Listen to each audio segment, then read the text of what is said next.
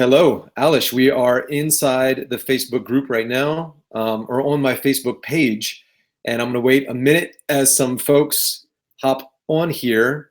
We've got 12 folks on here right now, and if you guys are on, say hey in the comments. There's Alish. He just popped up here on the Facebook group. What's up, Dimple? I know you're in London.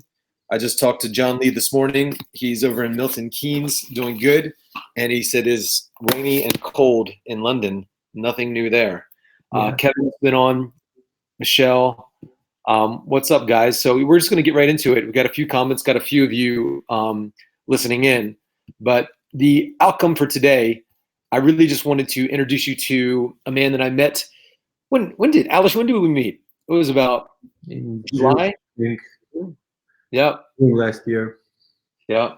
So many people know that are close to me. I don't really talk about it. And I'm going to talk about not talking about it. I'm going to talk about talking about it. But one of the things I don't talk about much has been my healing journey over the last 10 years. But I've had some injuries. I've had some this and that, seen chiropractors, then a lot of Egoscue, and it's all been useful. But my intuition has told me there's always been something deeper under the surface beyond just the physical that's pushing around my bones and muscles. And I've had a lot of involuntary control of tension and things like that, and not really understanding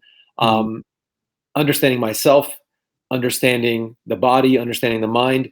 And my journey for the last 15 years working with Tony has been all about that. And we can understand things logically and we can understand processes, but sometimes we still have, pain that we can't just heal with therapy. We can't just heal it, certainly not at just a weekend seminar.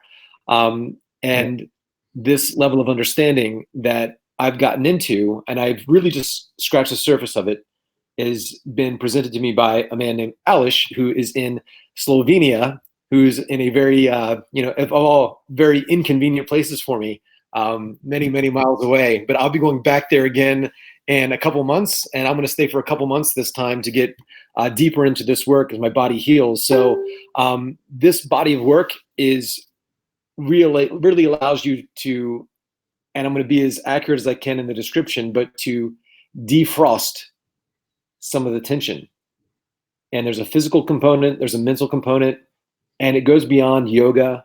It goes beyond just relax and meditate or hypnosis. It goes really, really deep into this process. And I've talked to one other student who tried to explain it. It's very hard to explain for me, but fortunately we have the creator here. So I'm going to ask him some questions, and he's going to give you some insight, not just to what AEQ is and the movements and what they could possibly do for you, but hopefully a deeper level of understanding of yourself. If you have chronic pain or tension, sciatica, any of these feelings that you might have some, as what he calls sensory motor amnesia. And you may want to learn how to create a better mind-body connection, and that's going to really open you up emotionally. And that process, as I've learned, is not it's not fun like jumping up and down at a seminar. It's not the most fun process, but for me, it's been extremely necessary. So with that said, Alish, thanks so much for being here. Yeah, thank you for inviting me. Yeah. Awesome. So I wanted to ask you, first of all, well, if you were to describe what is this body of work, how would you describe it in your words? What is this process, and what does it do for people? Basically, we go into the ratio and relation between unconscious and conscious, because usually with people who have chronic pain, there is quite a huge disbalance between those two. Usually they have their life is guided much more from the conscious part than unconscious part, or by chronic contractions they try to manipulate, stop, or prevent body sensations and emotions to influence the mind, the actions, and the doing. Why would you do that? So, just to give context for people listening, Alish works with, Olympic athletes, celebrities, and there's a personality profile in some cases, or there's people who've had certain experiences in life where maybe they didn't want to experience certain emotions, and so their conscious mind created this almost like a guard from the unconscious and from the body, and created a tension to push down the emotion from coming up to the mind, because the person could go crazy, or as maybe somebody's autistic because they don't understand this stress. For myself, something you said that was really powerful, so many powerful things you said to me, but as far as regulating the nervous system and being able to process these emotions as a child, you gave me the example: if a young child hears thunder, lightning, and gets very scared, it will go and embrace the mother and hug, and that energy will kind of dissipate and go into the mother, and the mother will absorb it. But if the mother is very stressed and chaotic, and she's dealing with her own neurosis and craziness in her life that she's not been able to release, the child may hug the mother and actually absorb more stress, and that can have an effect on the child's development. Is that right? Or it's even worse, that when child feels that mother is like that, he wants to relax her or release some of the inner stress in her, in the way that the child takes that repressed emotions and that contraction and tightness into him, and he's not capable of dealing with such high energies that adults can have. And this is a really high stress for the kid. And when a child experiences that, not being able to handle it, and experiences that high stress, how does that manifest into the child's life, and how does that also affect their development as an adult? The child doesn't have an option, basically, because the highest priority for the kid is to keep the loving connection with parent alive, especially with the mother. And if she's not okay, a child will do anything to help, even put himself into the self-destructive behavior, or he takes that energy into himself and then release it through movements, through behavior, which is usually isn't appropriate. Or a child finds that some ways of releasing that energy that usually comes from mother are allowed, and some, for instance, I usually see that the kid, like age of 5 or 6, goes into training of swimming or athletic or some other sport, and he is able to push it real hard in that young age, which is not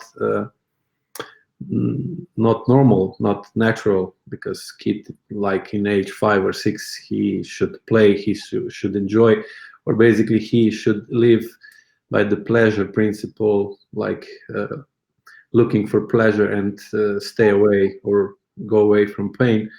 But when you have a parent like that, you cannot do that, because you need to save the relationship, and then you take that excess energy, that chronic energy that comes from chronic contractions in the mother, to himself, and that change the way he feels himself, the way he behaves, and the way her child personality and character develops, and also the body shape. Yeah. And, all that. How does it affect the body shape? Because you need to create chronic contraction of the skeletal muscles to be able to prevent clear sensations and feelings of what is going on in you or around you to your conscious part of the brain. So because a person would experience this absorb this energy from the parents or their environment, and as a way to protect themselves, they'll have deep tension in the skeletal muscles, and that will prevent them from feeling or really being able to have normal childhood and adult development. Yeah, Is that right? it's not deep contraction, but more and more stronger contraction, which through time from acute state becomes chronic. And the longer is chronic, the deeper it goes. And basically what you do with that chronic contraction is that you freeze yourself, so you become numb, or you don't feel what the reality is, because you cannot cope with reality.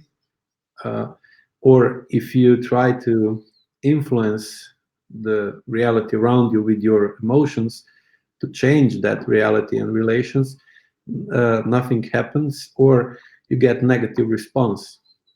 And basically you get that there is, and then your ego tries to adapt and to accept the reality as it is, even though the reality is too hard to live in, but you have no other options. You have a chronic disbalance of relation between you and your environment. So by you and your environment, you mean reality. So Reality, environment, like family, like school, or whatever, wherever you are, because if you want to live through that, you need to it's easier to live with that chronic disbalance in relationships if you don't feel the relationships or reality as it is. But if you want to do that, you need to change the way you feel, who you are, what you feel, and what goes on around you. And if you want to do that, you need to change the tonus of skeletal muscles, and or you need to change the way you breathe. So with that, you can modulate or change or push away or hold back emotions, and then you can hold back, push, or change the way you react in the same situation. And then by that, you adopt to the situation in your life that you cannot change because you're a kid. And it takes long enough, it becomes chronicle, it becomes subconscious, and then stays in you for life if you don't know how to tap into that part of you and change the neuromuscular connection between your brain and your muscles. And then you are able to change the chronic or average muscle tonus in your, what we call, membrane, or outer muscle layer of your body. And that the way you look, the way you move, the way you talk, the way you stand, the way your voice is, or what words you're using are slowly changing. And by that you can go away, or not eliminate, but to change your body posture from scoliotic one to normal one. Now, just to give each of you listening here a bit more context, a lot of the people that Alice works with, like I said, are very successful. And these people that push through and have this certain type of personality, a lot of that comes from this repressed energy. And in my case, I'll talk a bit about myself. And I think some of you will help you listening to get context, because when Alice shared this with me in the first week that we were together, I think it was our second or third session, it was how a lot of this came from repressed anger.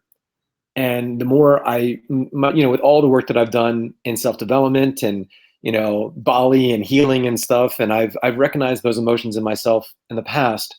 And then I figured I'd kind of do a swish pattern or an NLP thing, and, or I'll do my affirmations in the morning, and I work out, do yoga, do a lot of these things. But, and I would like to tell myself an empowering story and do all the, all the techniques that are out there, but I've known that something's off. And as I got deeper into what it was by having conversations with this man, he helped me understand what that was. And once you recognize a pattern, so my doing therapeutic work on myself with others, the context, the way I describe it is pattern recognition. And that's what Tony Robbins does. It's recognizing patterns in our behavior, in our speech, in our communication, patterns in our movement where we're stiff.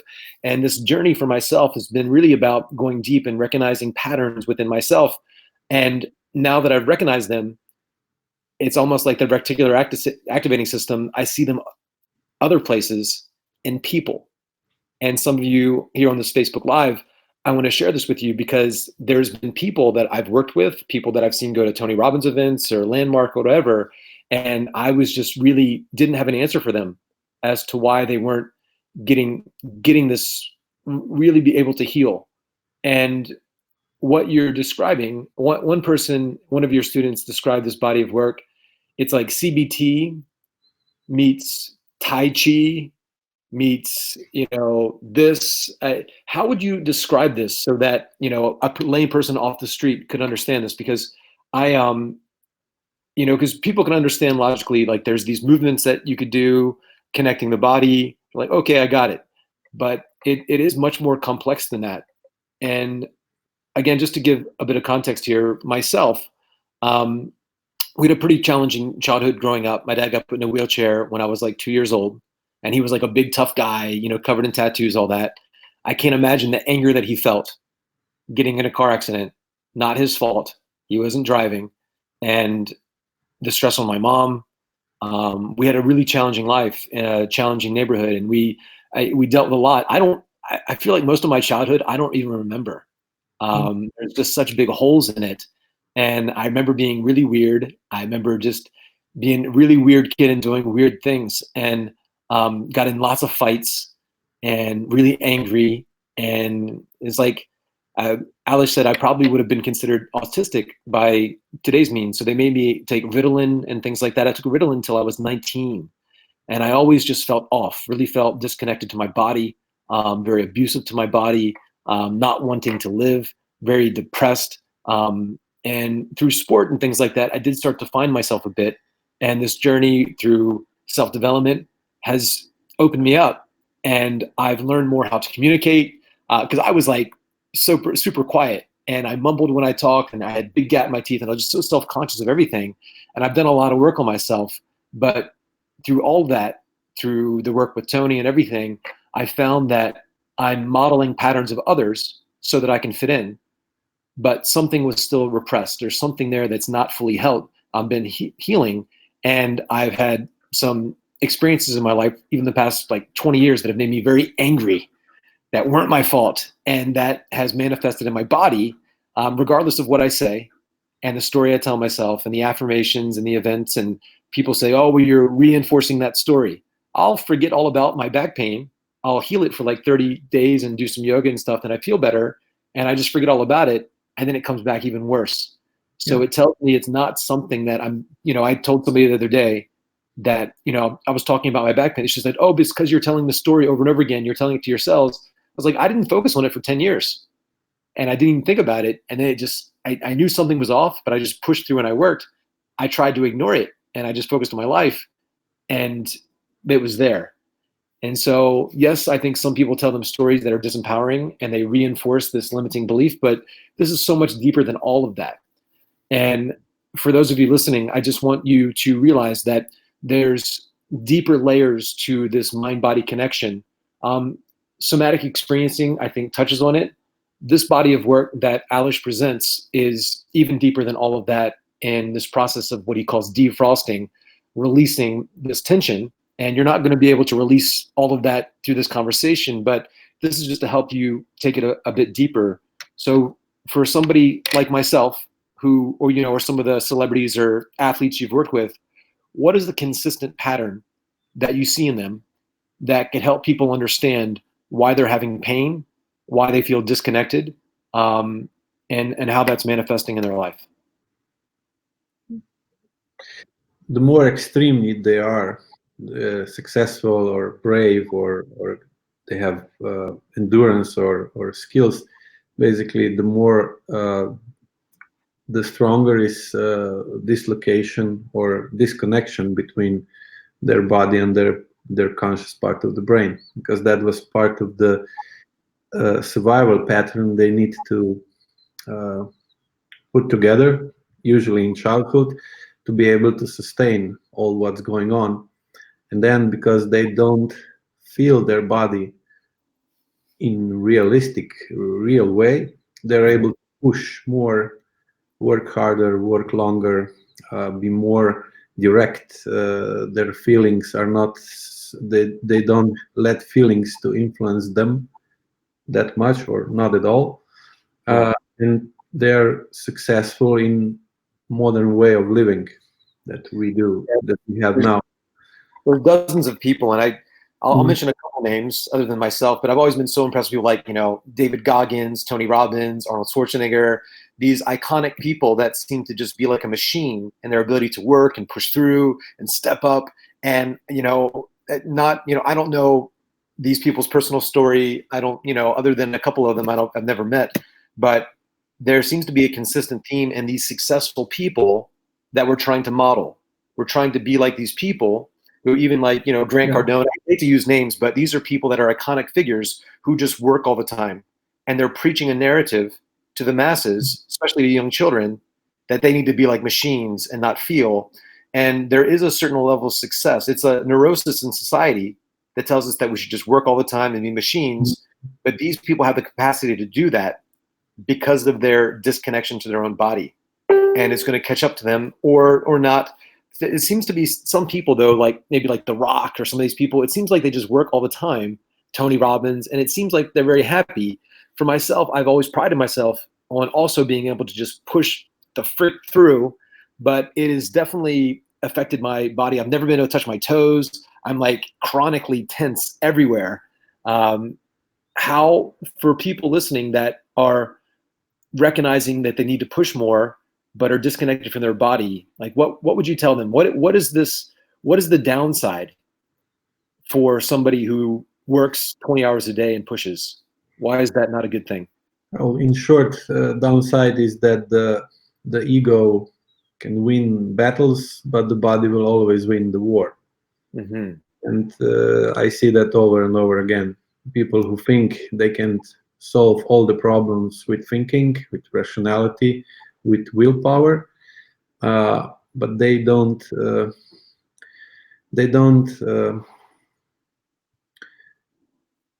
think that body has a major part in their lives. And usually they, sooner or later, they will feel that body will stop them, that the body stops them, or the body tries to stop them, and then basically it's up to how strong they are, or how strong is the motive that pushes them forward, when they will fall on their knees or when they will surrender. Sometimes they surrender like this, that they just die, accidents, heart attacks, vessel bursts in the brain or something like that, and they just don't take the alarms from the body seriously, because they are used to not listen to that part of their body. But the bigger problem that is more and more that you can see more and more is that the time of being and thinking like a machine, like digitally, I think it's gone, or it will be gone quite soon, because the machines or computers are now so much better and so faster than our brains when thinking digitally, that we cannot compete with them. And the more and more experts are saying that the future of business or anything is to be able to handle and think in emotions, or in connection with emotions, in 21st century. And because we cannot outrun or win in a battle between computers and our brain in thinking digitally, zeros and ones. And what makes human different is that we can feel, that we have a body, that we have a muscles and fascia, and that means that our emotions can and should influence the way we think, and that's how our thinking gets more deepness, more wholeness, and we can deal with problems much better when we think complementary, like holistically, the body and the brain. But in the past, we have not like 40 or 50 years of our past history that those who could be like machines prosper much more than those who weren't. But I think that time is now over because we live so fast and we can make so many decisions in short amount of time if we have opportunities that our system cannot hold that. Because the problem is that your conscious part of the brain, your ego, is the operation from the body, and if you don't have a good connection with the body, the body will run on autopilot for X number of years, but without upgrading the way you work, the way you react, and if you are not aware of your survival patterns that you have in yourself from your childhood or from your adolescence, you will be slower and slower and weaker, and you will feel more and more pain. And the modern pharmacy and medical field can provide you with some painkillers that are effective, but not for indefinite time, because that when you look at the body, the way the body works, you can see that the body is above the brain. It's above the ego. Because if your body dies, if your body stops working, your ego is gone. There isn't any ego, there isn't any conscious left. Basically, if you are unconscious or without ego, you can live. Your body can live without that. For every evening when you go to sleep, your conscious go to sleep, you don't have it, and your body works without it. But if you imagine the scenario that it's opposite, it doesn't go that way. So yeah, you said to me one time, there's a mind-body connection, and we like to think with self-development that the mind can influence the body, and it does, but it's actually, as you said it's about 20% down, 80% up, where there's a connection where the neurology affecting the mind. So we often think that I'm going to push through and change our body. And when you listen to somebody like Arnold Schwarzenegger, he's like, I use my mind to influence my body. And he obviously did. Yeah, of course. There's a feedback loop where the body is eventually going to influence the mind, and that could come in death, or it just might shut down. Mm-hmm. And it's this fight against the ego. The key is the ratio between them, because you cannot change the body without the mind, because you need the will to do it. Mm-hmm. If you use it too much, or you operate solely on willpower, you cannot change the body, because the law is that the more you have, the more you're trying, the more you have a conscious trying, less you change the unconscious part of you, and that basically is the muscle, the subconscious part of you, the body.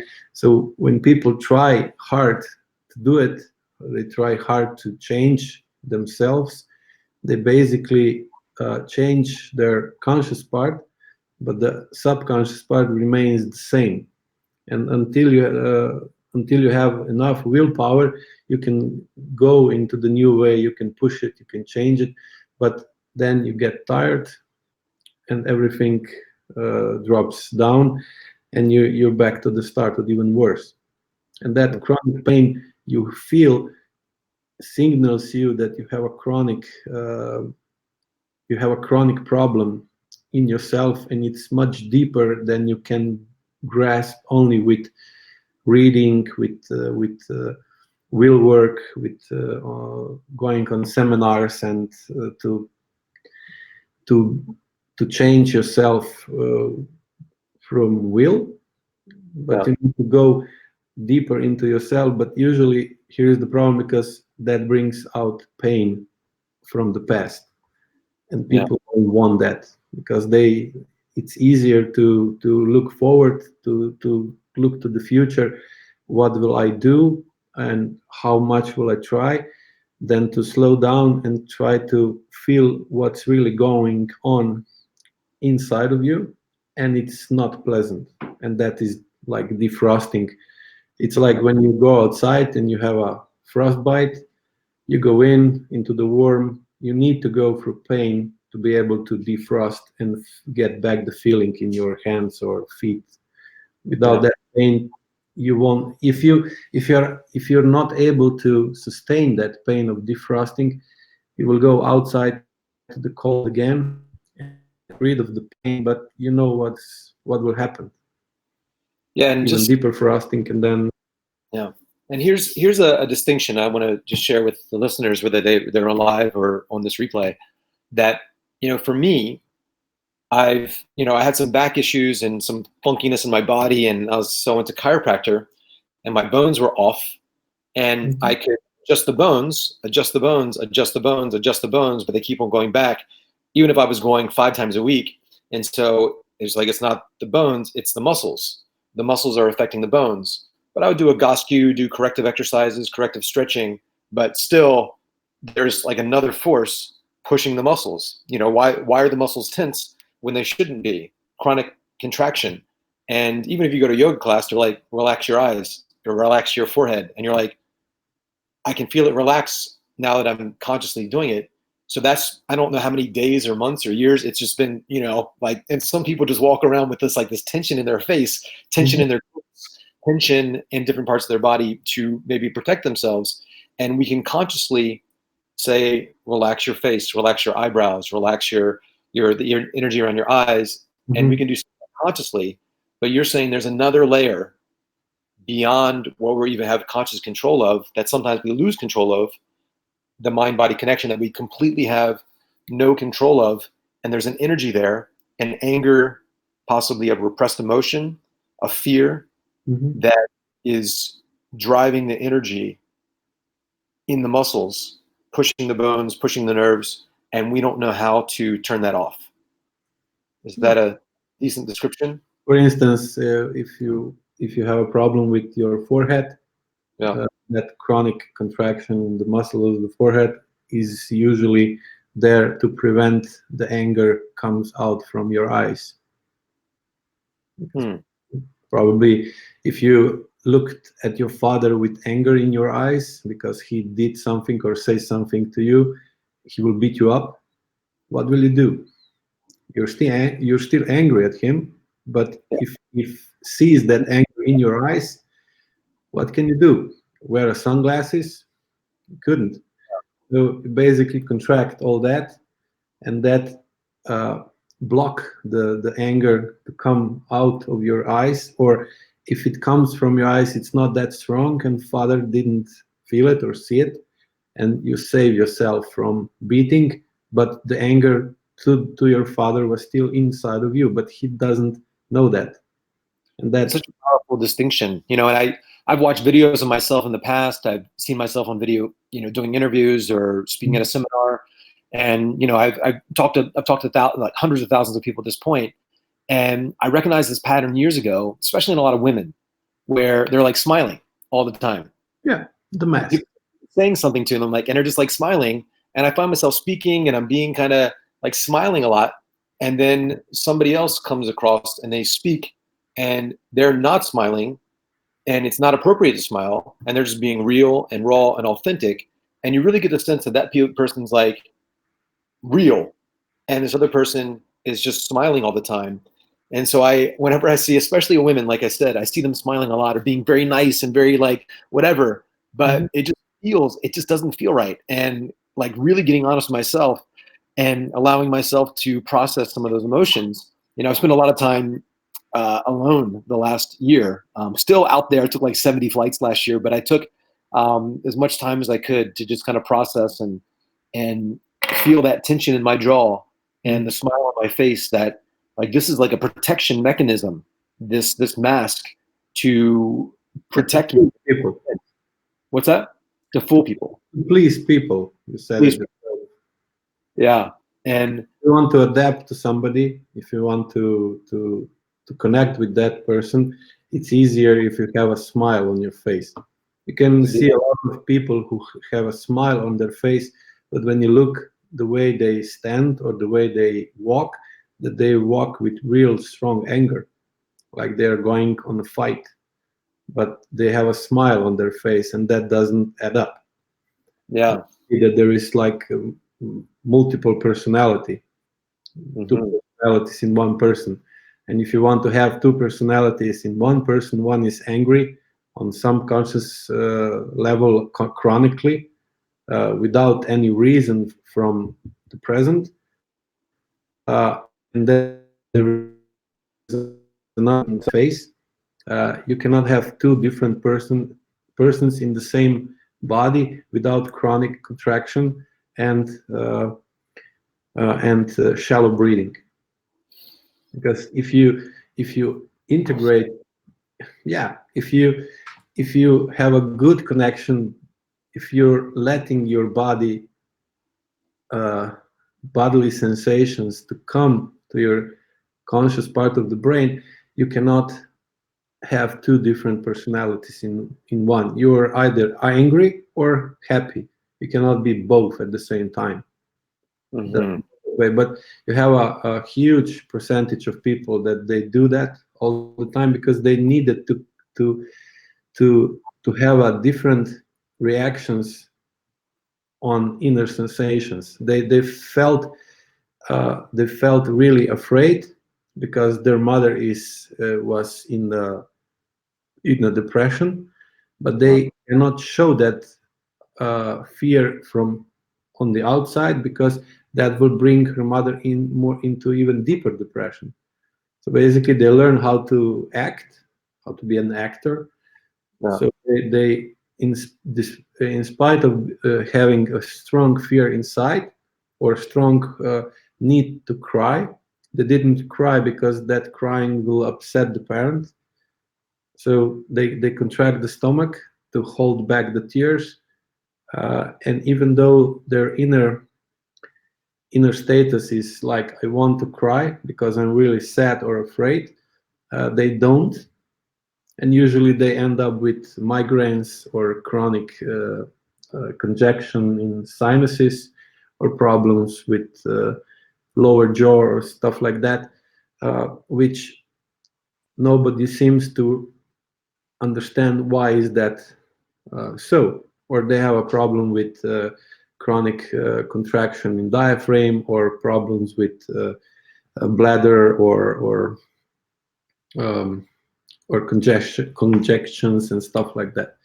And it's all through that pattern. And if that pattern with crying and mother or sadness and mother lasts for a couple of years, it became chronic, and you don't feel it anymore. Maybe sometimes when you're down or when you're a little bit drunk or really tired, you feel that, but then you run away from that feeling because you don't like it, and then you go into another adventure, another project, another training, and basically you try to wear down yourself because you don't want to feel what's inside of you, because you don't know how to deal with that.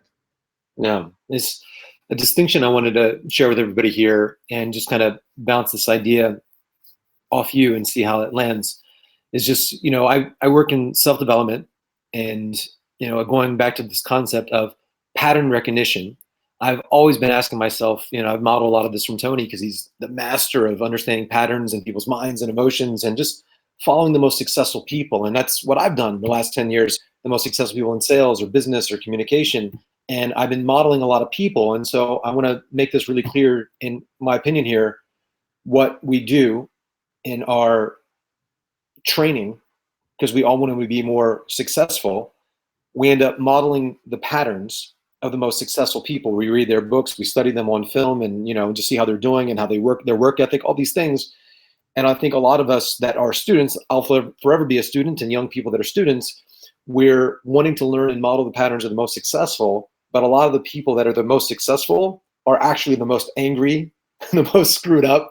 They're actors, and I've seen some of these actors, A-list celebrities in Hollywood, and you don't even need to, hear names. The stories of these people just going nuts, very emotional people that will have, even though they have careers where they get to express themselves, but it's a mask. They get to pretend and be somebody else. And that was something for me.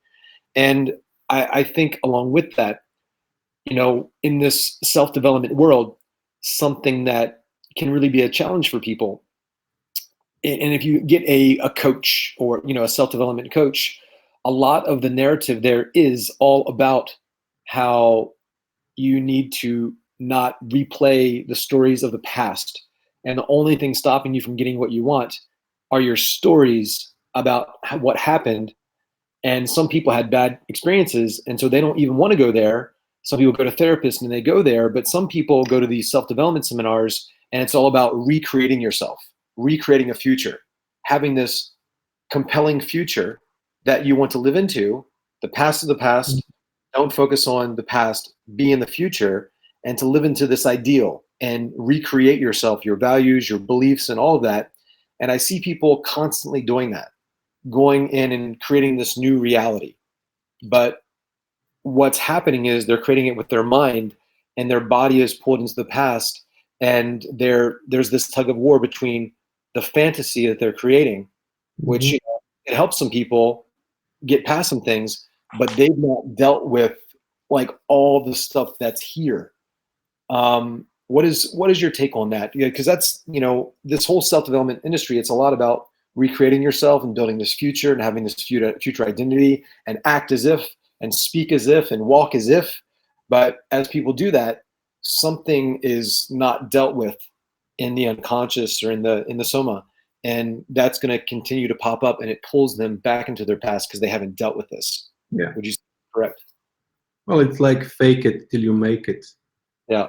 But you can do that only if you are driven by ego alone. And the problem is if you act all the time, that's really huge energy consumption in that. And the energy that comes from your body. And you don't take care of your body because you don't feel it. You don't even want to know what's going on. And you just use it to take you one step further. But it cannot last long. Because basically, if you want to have a separation between body and mind, you need a chronic contraction, and the stronger the separation, the stronger the contraction, and the contraction uses a lot of energy, and your ability to create energy in 24 hours is limited. You're not like a machine that the more you pour in, the more you will produce. You can change like 2,000 to 3,000 calories per day from the chemical energy of the food to the energy for living, and that's pretty much it. And if you don't use it wisely, you will run out of it, and the chronic pain alarms you and creates an alarm, so you will be able to realize that something is off, that you're inefficient in what you do, and chronic pain creates a problem that stops you more and more until you need to stop because of the fever or the injury or the illness. You get back on your feet, but then the circle repeats again and again and again. And what I do is that with AEQ method, you can change you can have the same past, but you have a different present, because you change the way how the past influence on your present from the body up. But with conscious awareness, because you need to, we use exercises that you need to do with full awareness, really carefully. So basically, you try to see how your mind can guide your body, and where are the weak links between your conscious and your muscles, because you know exactly what to do when you read the description of the exercise, and then you try to do that with your body movements, what is written on the exercise, and then you realize that your body doesn't do what you want the body to do, but that it does something differently, or it does more or less than it's necessary. And then you think, why is that so? Because I'm conscious, I have no other distractions or something. I know exactly what I want to do, but the body just, and then you realize that maybe the connection between my conscious part of the brain and my muscles or my body isn't that good that I think it is or hope it is. And basically, you realize that you don't really know what you're doing. You know what you want to do. That's not the question. But you don't know what exactly your body does. And then you get a lot of unwanted results, because the actions are those who give results, not the wishes. And your body, your brain wish or wants that something needs to be done, but your brain or your mind cannot do anything without the body movement. Yeah, And that's the body movement get you the result. And if you don't have a good and clear sensation what your body does, you basically don't have a control over the process of results making. And basically, that is the biggest problem with people with chronic contractions. Because when I tell them to do, I don't know, something, push your left heel into the ground and slowly lift your left hip up from the ground, they do so much more than that. They contract the neck, the left shoulder, the right shoulder, the right leg, the front, you know what I'm talking about. The front of your left leg, the front of your left side of the pelvis. And when you think about it, what I should just done to do the job, to do the task, to get the result, is to have a mild contraction in the back muscles of your left leg, and that's it. And then when you compare what you need to do to get that, what you want, and what you did, you see that you're really ineffective, and you spend way too much energy for that, what you want to do, even though you really know exactly what you need to do. And the longer you live like that, the tougher for you is to get that energy for the ego or the conscious part of the brain to work, because the body uses that energy more and more inefficiently to slow you down and to wear you down and to force your ego to surrender and lose the war. yeah.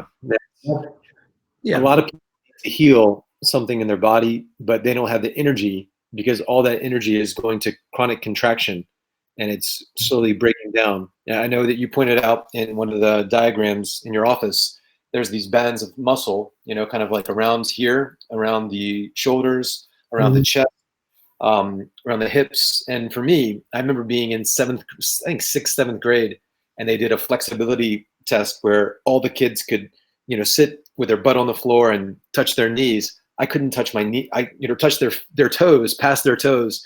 And the measurement was how many inches past your toes can you get? It was like 0 at your toes, and then, plus whatever.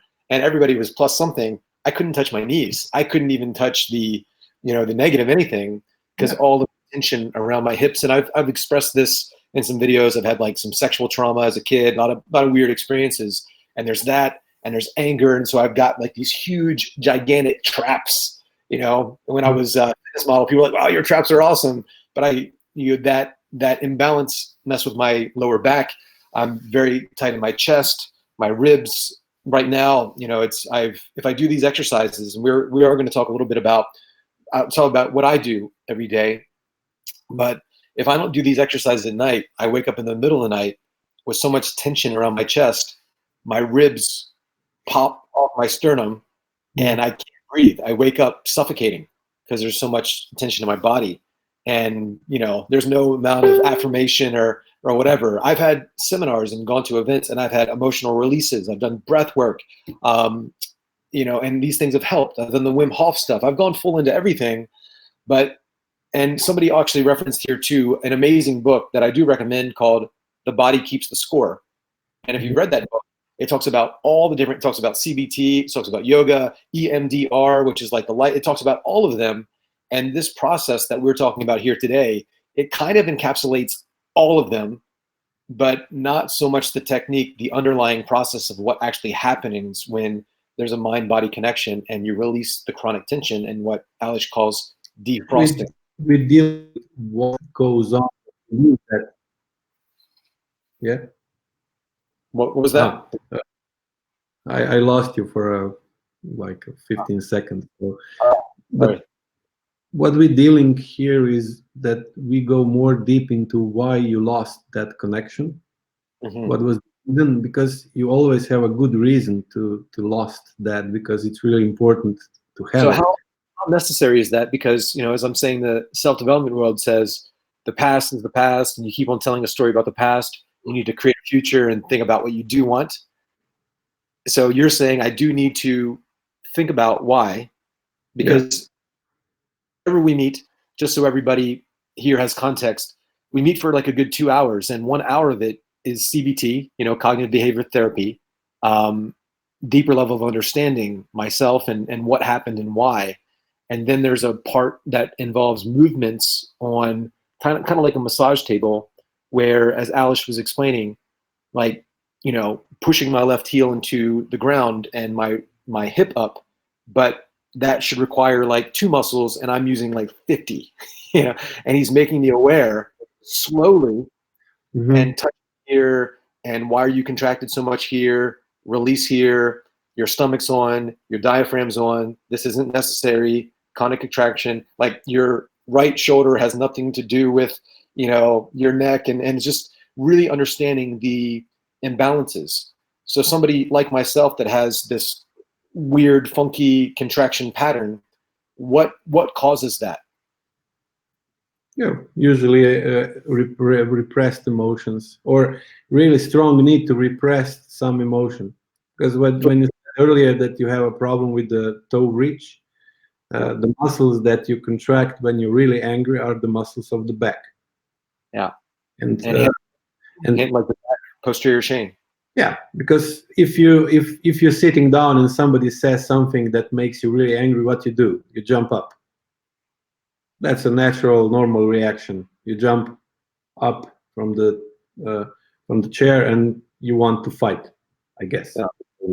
And that means that when you have a need for anger reaction, you have a contraction in the back muscles of your body. So, but when you have a gym test in the school, there was a need to relax those muscles from the heel to the top of your head, to the eyebrows, so you will be able to reach out over your toes. And you know exactly what you need to do. You saw your classmates to do it, but for some strange reason, you were unable to relax or lower the tonus of your back muscles, your glutes, your hams, your calves, your shoulders, your neck, to be able to perform the task you needed to do.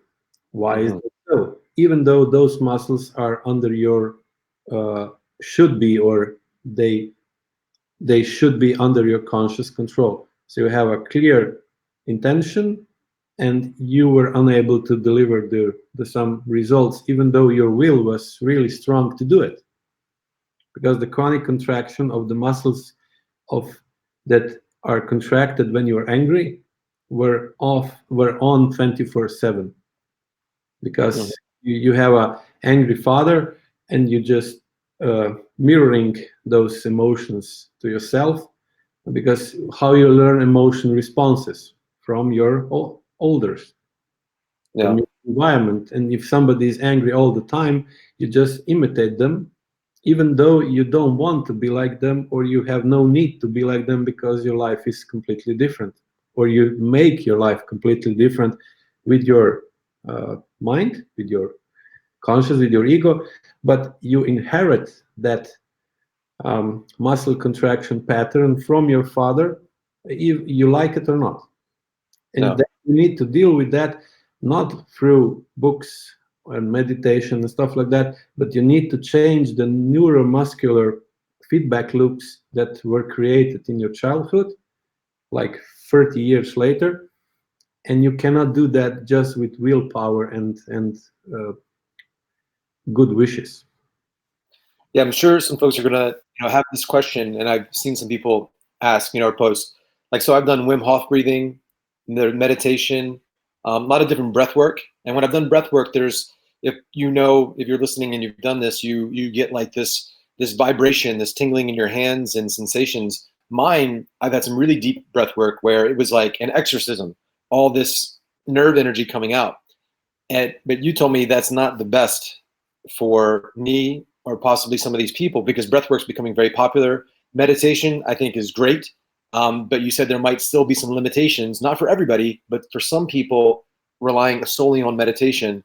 What do you see are some of the challenges with those bodies of work, Wim Hof, breathwork, even deep meditation as a sole source of relaxation? They don't go into why you lost the proper breathing. Why does that matter? Well, if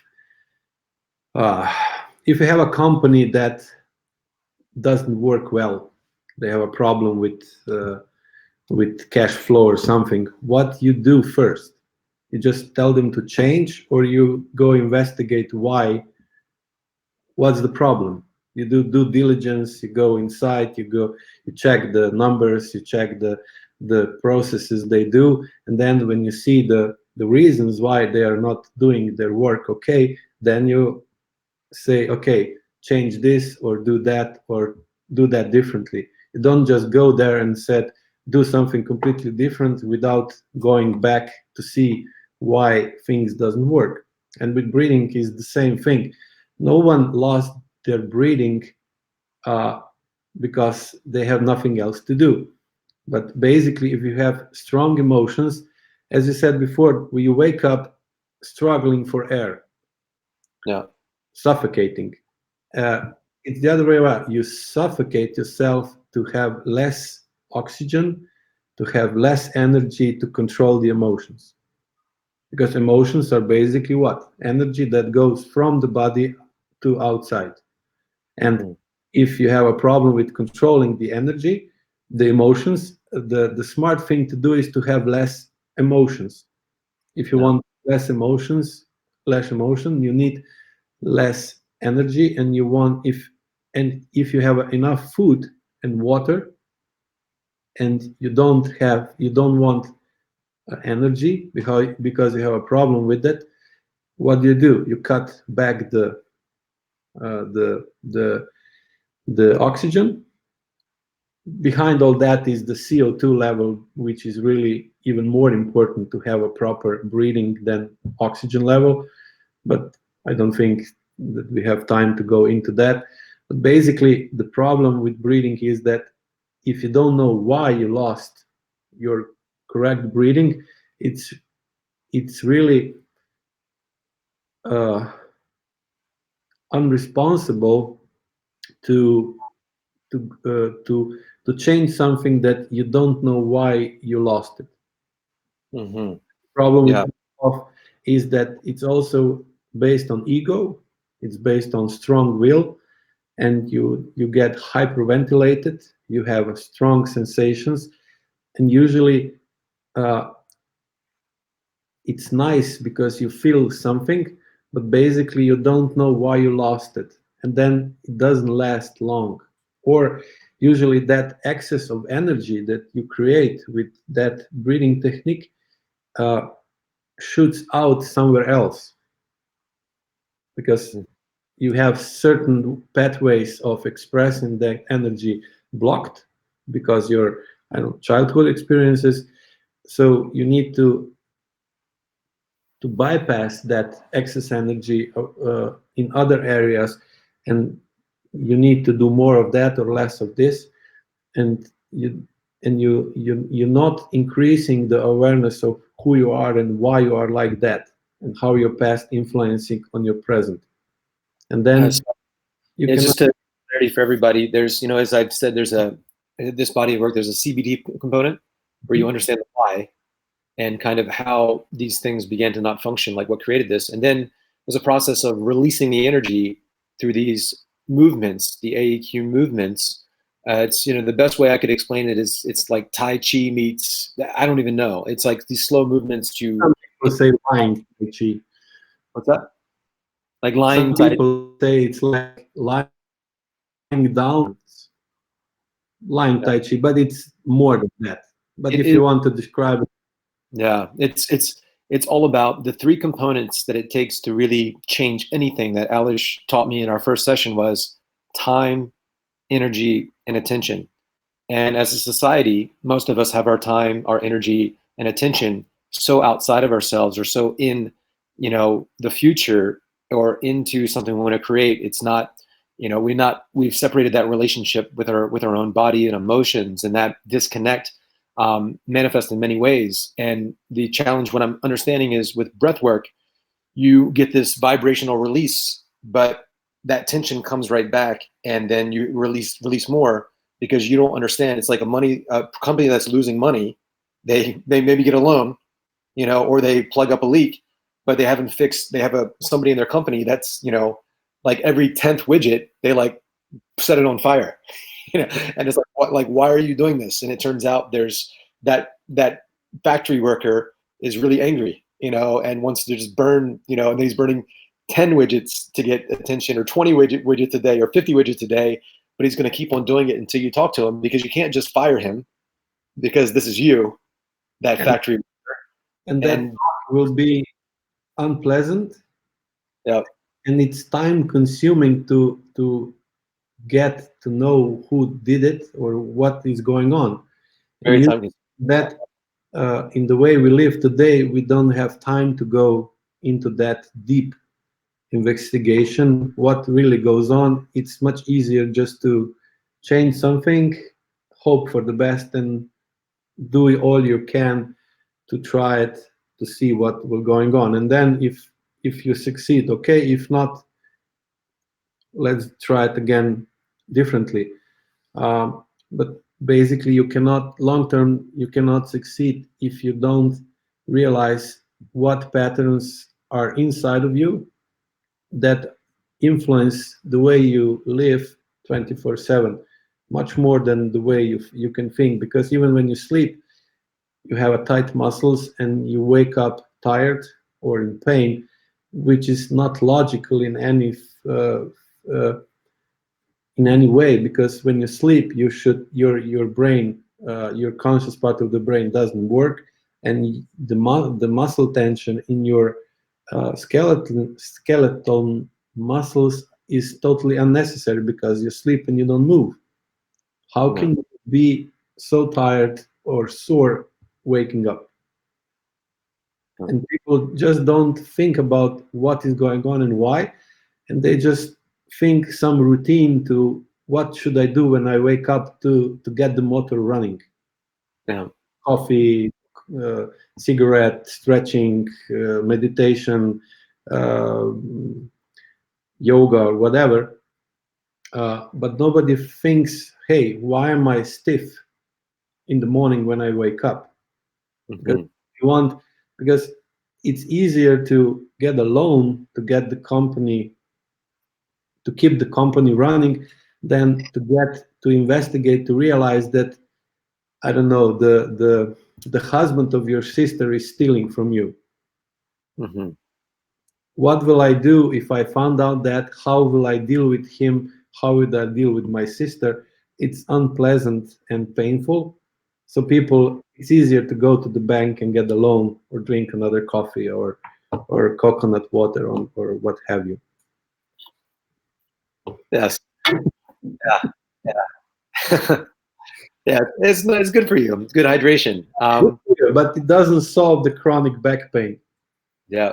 Yeah. Yeah. It's this morning, I got up and, um, I lay on the floor and I have my movements and I have a series of them that I do, and it is time consuming. And, my mind starts to wonder of all the things that I could be doing with this time. It's not fair. I could be making millions of dollars and traveling the world and, sleeping with beautiful women or, getting married or just, doing something. The mind just begins to think, what's that? Sleeping with beautiful woman with back pain, it isn't that good. It's less fun. Yeah. Yeah. It's at all. Well, it's still more fun than laying in the floor by myself for hours and hours. Sometimes, come on. Yeah, I know. Yeah. But yeah, it's that process for everybody listening. It's these small movements, really reconnecting the mind and body. And I've had emotions come up, some angry, like deep depression, and I sit with it. And I've had memories come up that I've never thought before, just throughout my day. You have to decide one thing: you cannot have a deep depression and feel anger, because the depression means lack of anger. It doesn't go together. You said that you feel repressed emotions like anger and then a deep depression. It doesn't go that way. But No. the depression to control the anger. Usually depression sets in when you cannot change something with anger. You realize you have an illusion, and when you realize that you're an illusion, you go into depression. The deeper the depression, the deeper the illusion. And you create illusion, and if you want to create illusion, you need to detach your conscious part of the brain away from the body, and with that you detach your conscious part of the brain away from reality. And that is the first step that is necessary to be able to create an illusion, but you don't realize it's an illusion because it's your relative reality. But sooner or later, that relative reality collapses, and then you go into depression, which enables you to get what's missing, the connection with the body, the integration, vertical integration. And is that why a lot of these folks, including myself, find anger to be addicting? Because it's empowering to have anger. It's you can fix things. You can, and then, yeah. So it's empowering to have that anger. But you're saying that in order to heal, the problem is if you have a chronic anger and you don't know that, because you have a chronic contraction of the muscles that create anger. You're angry all the time, and then you need to think, you need to invent the ways where you can invest that anger, because you stop it. It's like that you get money every day and you have to spend it all on that day. And at the beginning it's fun, but when you think about it, if you need to spend $10,000 every day, otherwise you won't get another $10,000 next day, sooner or later that will become pain in the ass or in the. Yeah. So you're saying that, saying that you need a muscle control, so you're able to contract the muscles when you need the anger and to relax the muscle tonus when you don't need to be angry. To have a whole healing process, is it necessary to go through a depression then?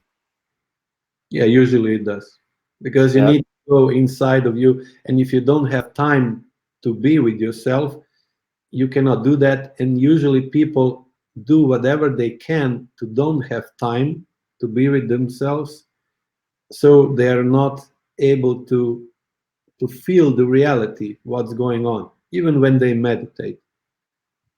Because the meditation, it can be a problematic thing when your detachment from the body is too strong. Because in the past, meditation, it was used to get away from the body because they need to relax from the rush and real life, because they weren't be able to disconnect the conscious part and the body, because in the past, when things were much more chaotic than now, you need to use the whole senses you can, the whole body, to be able to have um, a good feeling of danger. You should be able to smell the danger or to feel that something is off, and you can do that if you feel intuition. You need intuition, and in the past, if you don't have that, you will having a big problems. So when people have a chance to just relax and allow their conscious part of the brain to separate from the body, that was necessary and good for them. But today, the way we live force us to get separated between the body and the conscious part of the brain, and we're losing that connection. And meditation in those circumstances can lead to even more separation, and people then lose the sense of reality even more. So it's not healing, it's not good for you, could be bad for you if not used properly, like breathing techniques, because they are all good in certain um, in certain circumstances, like AEQ method. It's not good for everything. So you need to know who you are, what are you doing, and why, to be able to choose the best tool to to change what needs to be changed and nothing else. So you don't change everything, just change something. But if you want that, you need to know what are you doing, and that's the meaning of exercise, is to know better what are you doing. And if you want that, you need to have lower sensory amnesia. So you need to feel what is going on in your body. So when you have your eyes closed and you want to feel how your left hip is moving, where is it, which muscle you're using to do that, and if you do the exercise properly with your awareness, you have better awareness of what are you doing at the moment. And when you have that, your ability to realize that that pattern or that emotional or physical reaction that you're feeling is from the past and it's not good for you in the present, then you can change that pattern, but just that pattern. So you don't change everything, you change just what is off. That's a lot to digest. I just want Yeah, to share this with somebody, with everybody, because you said some things about depression there and possibly going into it. A very at many self-development seminars, they talk about depression, and they'll have people, stand up, put their head up like this, and put a big smile on their face, and open up their body language, and they say, try to feel depressed in this physiology. It's impossible, and how they can essentially change depression in the moment. And it's the pattern there's a physiological pattern, there's a focus pattern and there's a meaning. And they're saying that we can change depression in an instant. You're saying that's not true. no. It's impossible. You Yeah. can, you can fake it. You And can, to make it or whatever. But and you another look at depression as a high body temperature or fever. yeah. uh, you can take some medicine to lower the fever down to the normal temperature, but does that mean that you're okay? Yeah. Because No. depression is a process that forces you to slow down and to go to introvert state. Yeah. uh, but when you are like that, you're losing money, you're not able to work, or your performance goes down, and nobody wants that. And it's What's the best way out of this is to fake it that you're okay.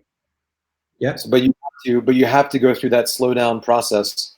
There's no way to just because you are going to lose money and you are going to lose time away from work if you go into it, and that's just necessary. Let's think about this. If you want to speed up the defrosting process, what will happen? If you put the meat in the microwave to speed up the defrosting process, will the taste of the meat change? Yes. There you go. Yeah. You cannot beat the time because the gravity and the time are the constant in the physics world. And if you want to none of us hear that. None of us hear that though. Oh, but then because of that you are in pain, because the body tells you, hey, you're not doing the correct thing, you're doing it wrong, and there's a painful warning for that. Please use it as a teacher and see what needs to be changed to deal with that, even if that change is unpleasant for you. Yeah. Or you can move, you can do the same thing as you do, but the pain will become more and more severe and more spread it around different parts of your body and influence the physical and emotional part of you. And your body and your life will be less and less alive. But because you cannot fake that you're alive if you're basically frosted.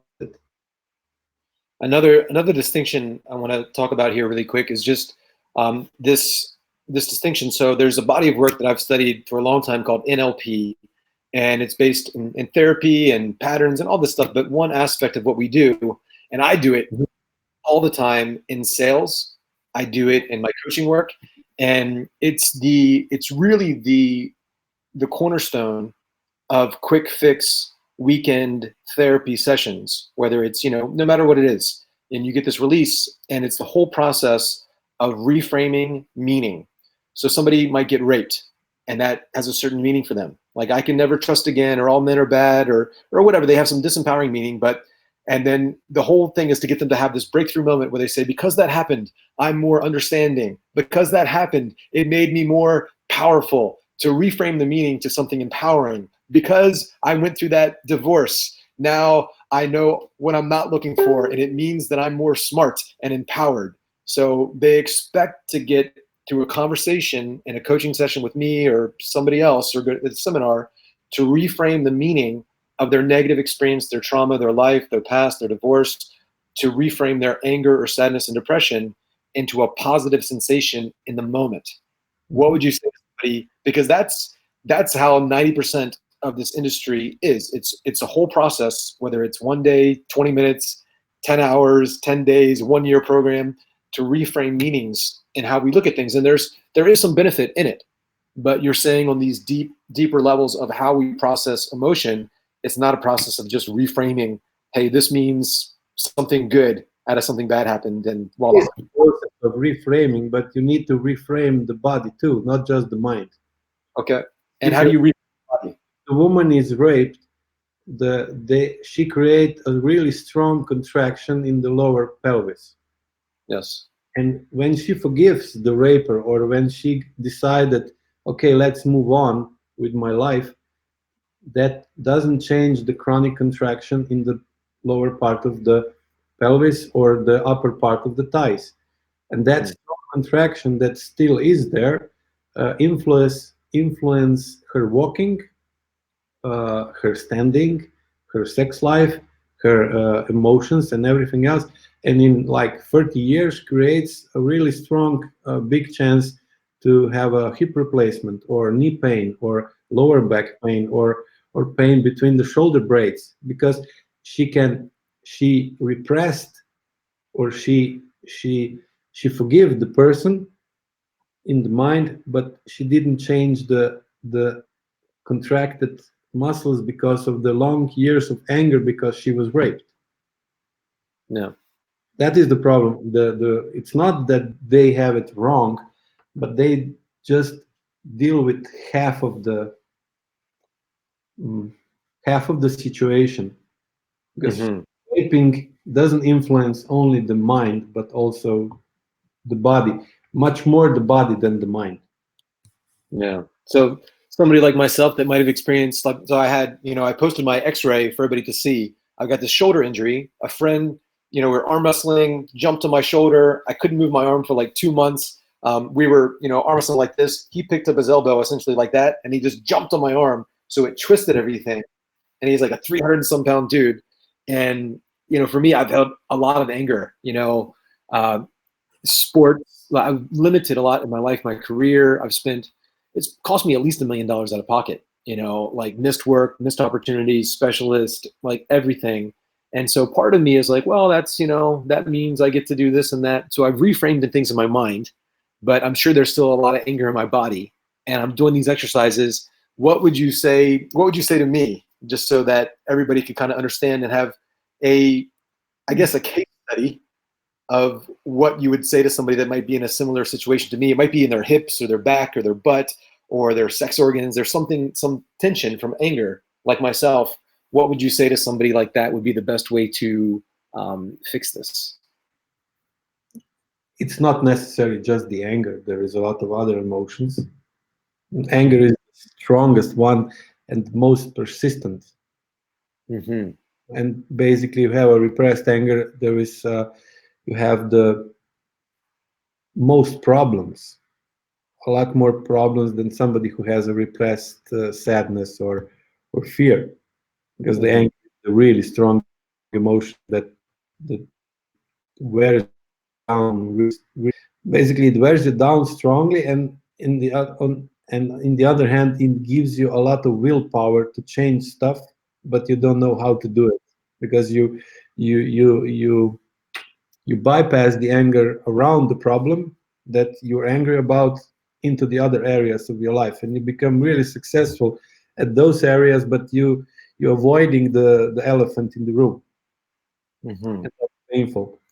And basically, you need if I don't know if you remember how we work with your shoulders, and what was the biggest issue with you is that you realized that why you got yourself into that situation, that you think you're so invincible, which is illusion, that your friend felt that he can do that to you without, because he wasn't your enemy, he was your friend, and he felt through you, out of you, that you can take anything. There is no I can't do it, please don't do it. And then he did some unrational decision and tear your shoulder down, because you always have to go from the beginning. What causes the injury, not just how to deal with the consequences of it. Mm-hmm. And that feeling on I'm invincible, which was inside of you at that time, created the still sometimes some days still. That's normal, but nobody is invincible. Yeah, true. You can act like, or depends who you are fighting with, or who you have a relation to. You can be invincible to some people for some time. You know how it goes. And if you pumped yourself to feel invincible, to go to a meeting and to close the deal, that's okay. But if you walk around 24/7 feeling invincible, that's dangerous.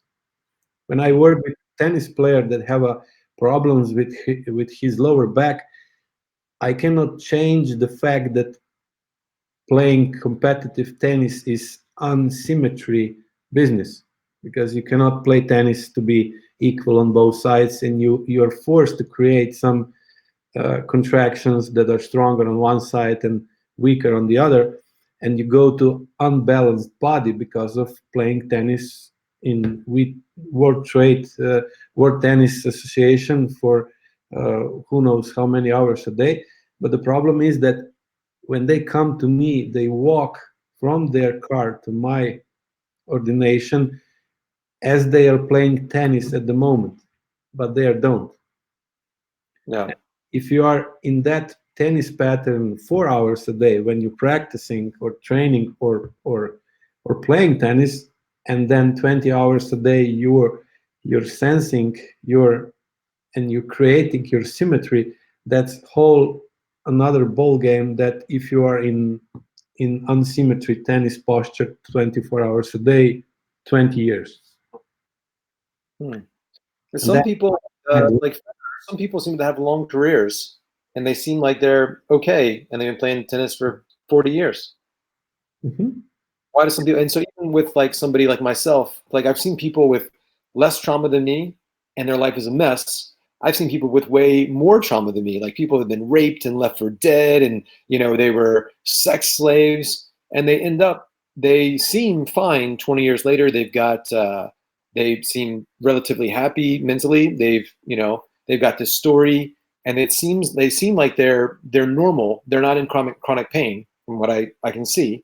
And there's Mhm. examples, as big as Oprah, where she's, I'm sure she's got some of her problems that might not be the best example, but there's people out there that have gone through just horrific things in their life, and they seem to have gotten through it and become more resilient, more resilient than me, I would say. I'm like, man, why does that person able to just seem to be able to push through it?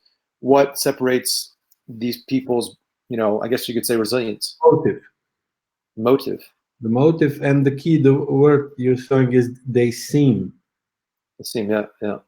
Usually nothing is like it seems to be. Hmm. Yeah. It's not they're trying to deceive you, but they created that like status quo state in their lives that works for them for some time. Hmm. But if they have repressed sensations and feelings which are created through contractions, that is not the natural state of the body, because no muscle can be contracted 24 hours a day and stay okay and health and good, because muscles are created to have a rhythmical contractions and relaxations.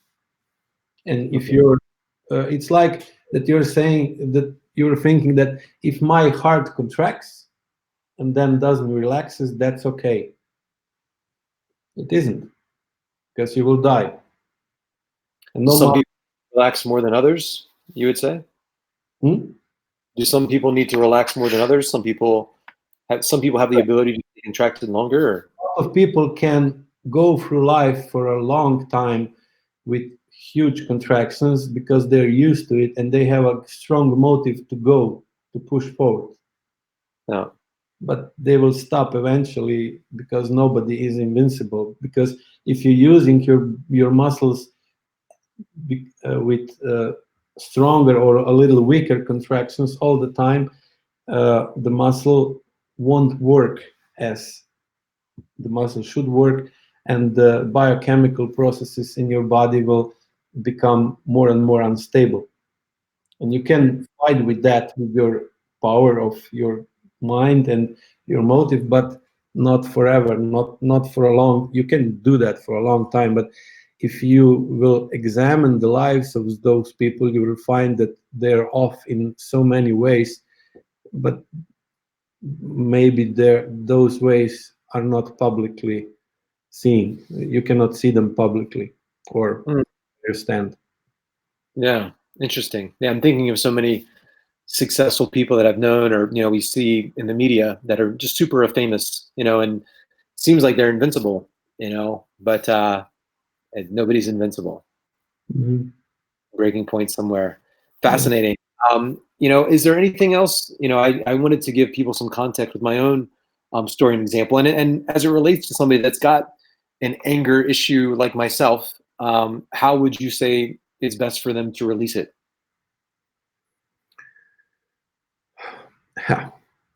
They need to find why they are angry all the time. Uh, and then what I do is I I create the opportunity so they can find out more accurately what is going on and why, through method and through ability to sense more accurately how am I at the moment and what am I doing at the moment. Because with sensory motor amnesia, you don't have a feeling that you don't have a feeling, and you live the way you used to, and that's it. And basically nothing changes inside of you, and you create the way of life that suits you, but that doesn't really necessarily mean that it suits your body. Mhm. Basically, you need to, what I do with those clients is that I help them to have a lower sensory amnesia. So basically, I help them to that their conscious part of the brain feels sensations that before were bypassed to subconscious part of the brain. And then when people feel themselves stronger, they understand their patterns differently. And then they slowly realize that sometimes, or usually, their anger response is too strong.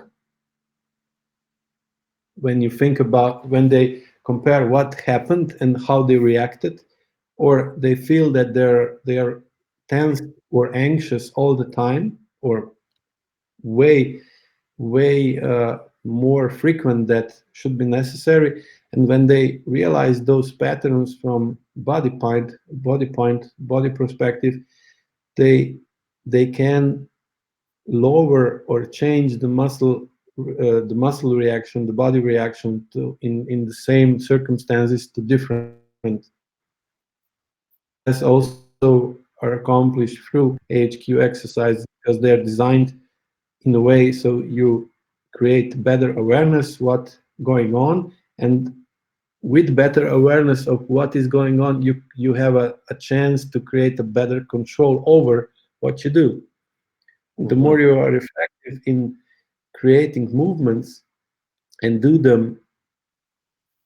uh, do them more efficiently, the more control and efficiency you have over your emotional and body reactions uh, in your life. And then you slowly realize that anger you feel is usually not from present but from the past, which has nothing to do with what happens at the moment. And then you slowly lower and lower your repressed anger because you got control over it. But that's a process that takes time. It's not like something you can do in a week or two or even 1 month. Depends on the severeness of situations or traumas that you encounter in your life. Yeah, yeah. A friend of mine who's is an amazing build and body and very conscious of what goes on inside of him. He was mentioning here that Wim Hof can become addictive as a stress response, but rarely does it stay out forever, and its popularity has started to hurt some people. So it's like anything; it can be useful to a certain point, and I think that we need to go deeper into this, and that's what this body of work does. And yeah, it's about as fun as watching grass grow or paint dry. For me, as somebody who's partly loves being out there, I'm a social animal. I love being on stages. I love out drinking, partying, just So being the question yourself a why. healthy being. That's what I want to be. But the body is keeping the score and saying that that's not good for me. Mhm. Yeah. And there's a statement that's also a tenet in self-development that I hear a lot is saying, and it's a way that tries to help people again reframe something that happened to them. They say it's not happening to you, it's happening for you. And so it's like there's some learning here that's helping people reframe their mind, but the body might not get it. And then I think from an ego or kind of God standpoint, this egotistical, a lot of coaches will say this: it doesn't happen, it's not happening for you, it happens, and it doesn't happen to you. It doesn't happen to you, doesn't happen for you. It happens because of you. Like you're causing it. And Mhm. there's some truth in that. Like we're causing it. Like some of the thing that happened to my shoulder, it was me deciding to be invincible, but it was me like dad stuff, mom stuff.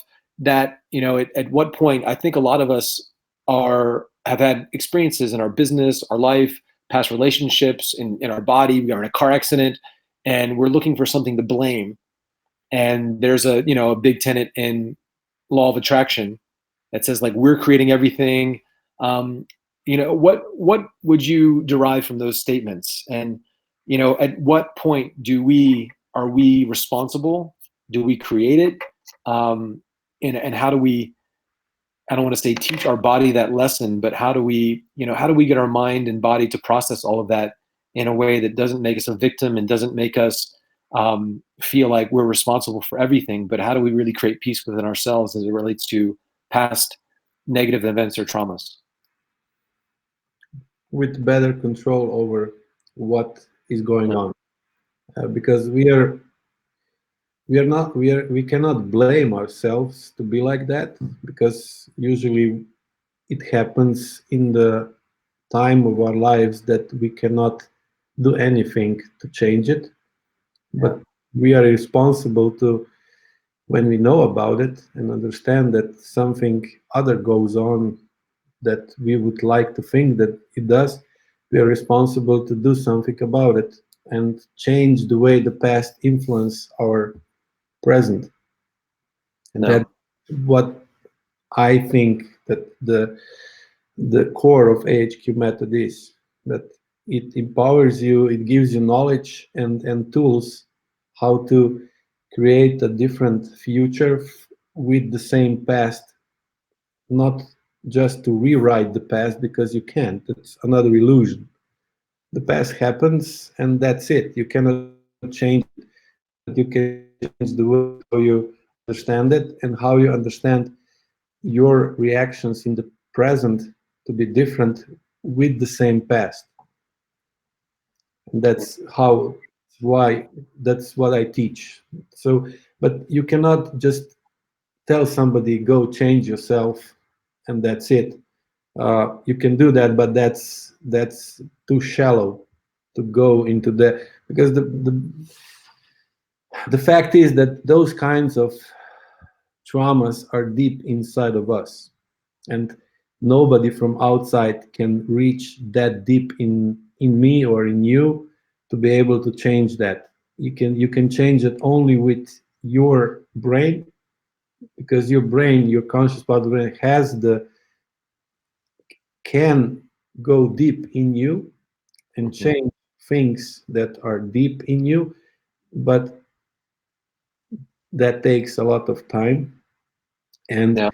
and it and if your conscious wants to go deep in you, it has you have to understand what is going on, so you're not afraid to go deep.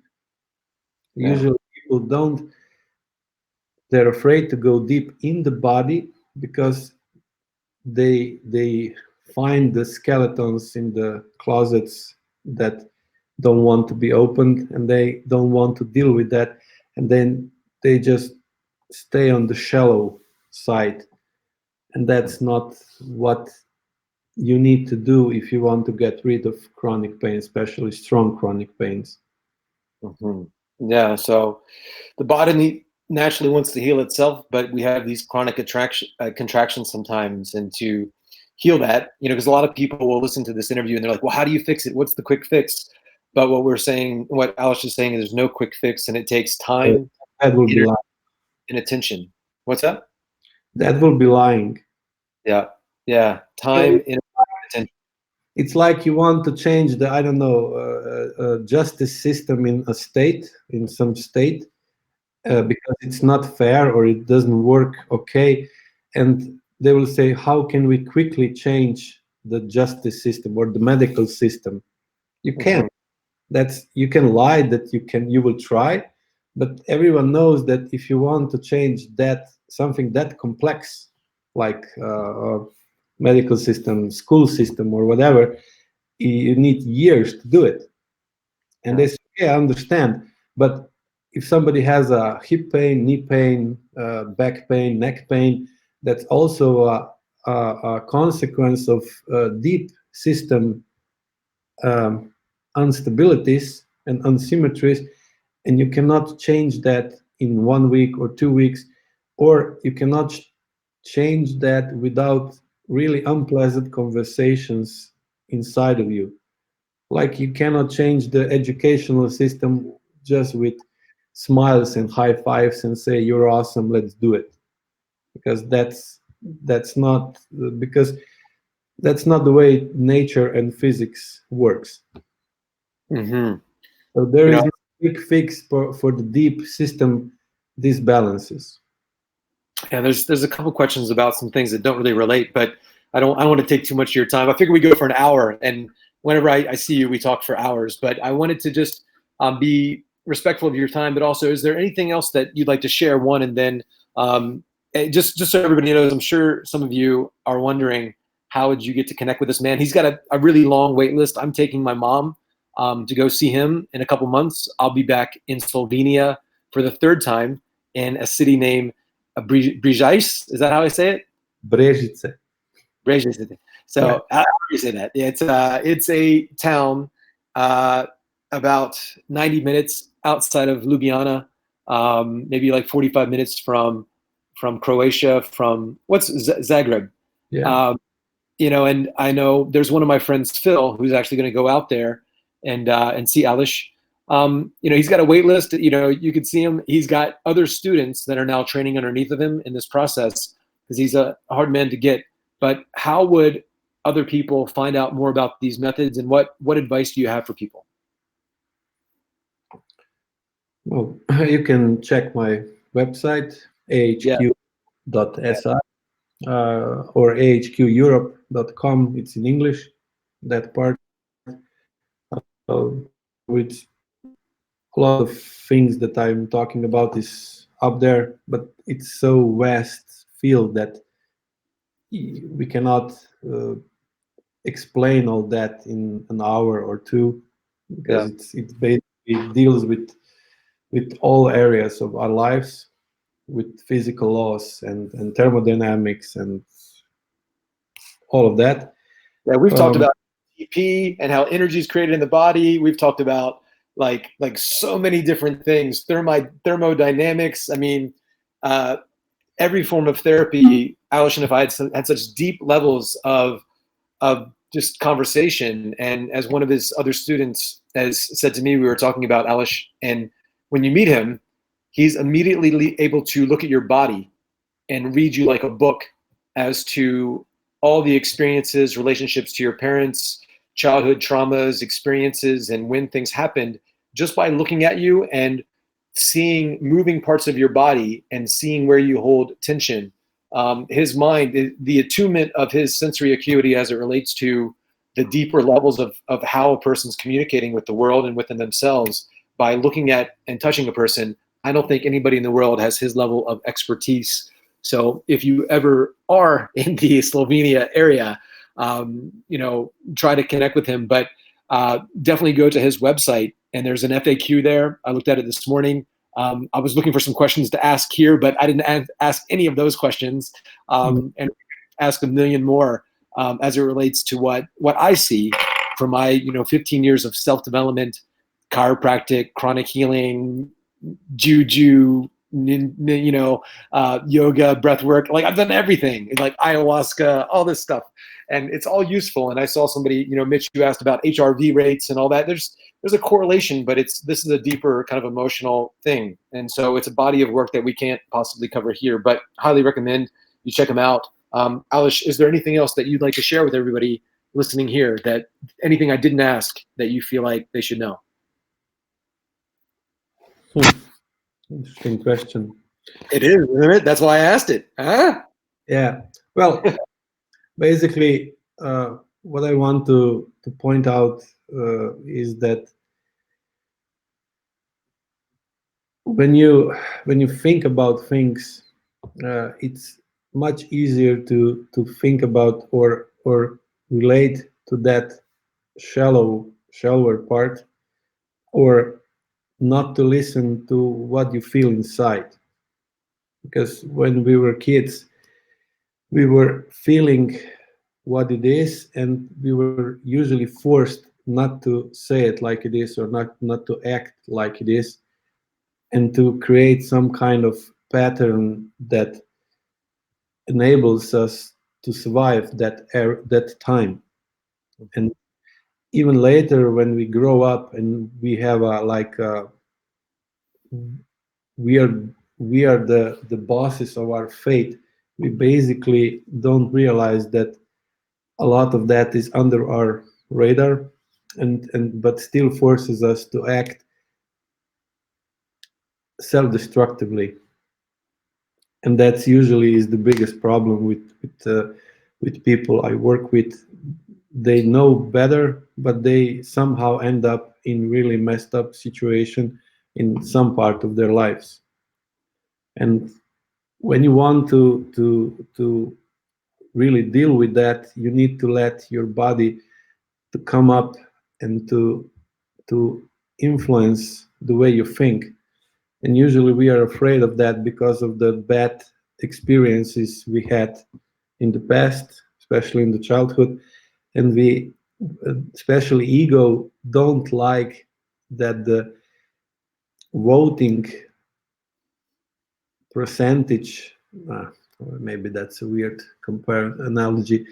Ego doesn't like to have a body in the board of directors, or in the board of directors in the company. Yeah. It when ego had a strong vote in that board of directors, and acting from the reality response, uh, things go bad, and ego took charge and became kind of dictator. Hmm. And he said, look, I saved us from being like kids, so now I will be life president for life, and everything will be as I will say. And we know pretty much how that ends up in countries that are going this way. People rebel and Great. dictator falls. And Yeah. that's the way it is. The history told us that that couldn't last. But a lot of people, especially in modern societies, live like this because it's faster. Because one of the problems of modern life is that body is too slow to keep up with fast way of life we live. So the ego has to be in charge. But you cannot take that abuse uh, for a long period of time, and then things break, or relationship with kids, with parents, with wives, or partners, or physically. And you can see that there is more and more uh, chronic illnesses, allergies, autoimmune diseases that are more widespread than ever, and nobody, especially medical field, have no answer on a lot of them what to do. They're trying, they do their best, but they somehow cannot help, and then they say, listen, we do all we can, so that's it. And Yeah, what it's interesting. When somebody gets autoimmune or just gets sick or whatever, they're forced to slow down and go home. But as a natural rhythm, if somebody spends a lot of time by themselves or at home slow, because of the relationship with themselves not being very well, what most people do is they eat, or they'll drink alcohol, they'll do drugs to distract themselves from being with themselves. So even if people do slow down, like maybe they live in a boring town like yours, or or somewhere else, what people will do is, I'm here in Franklin, Tennessee right now, and it's just a small town. It's nice, but it's not a city. And I even feel that for myself. It's like, well, maybe, and I've been eating super healthy this year, posting every day, but there's definitely that desire. Like if I do my exercises and feel good, I'm like, well, I should go out and drink, or I should go, treat myself some ice cream, or go out and, spend a bunch of money. Mhm. And recognizing that thought more and more with myself, that, as I'm in this big house by myself, just, repairing that relationship. And so maybe there's something there in that relationship and that communication for all of us to learn, the one with ourselves. You are a good student, obviously. That's what I'm teaching. That you realize your own patterns, you get where are they coming from, and then you slowly change them. It's And it's not. like beyond the pattern, beyond the pattern, beyond the pattern of the ego. It's like recognizing on such a deep level, not just the pattern of my action, but the pattern that's driving the action.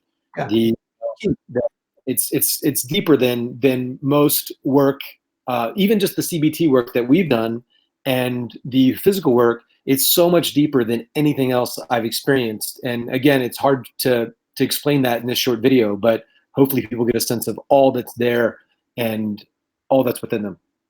Yeah. No, awesome. I won't take any more of your time, but I'll be out there in May, and looking forward to it, bringing my out there. And yeah, again, for everybody, whether you're watching this on YouTube, Facebook, whatever, definitely drop a comment, let us know what you thought of it, and I'll be posting the link below to how you can get in contact with Alish's company. And if you have any questions, check out the FAQ or hit him up. Awesome. Thank you so much.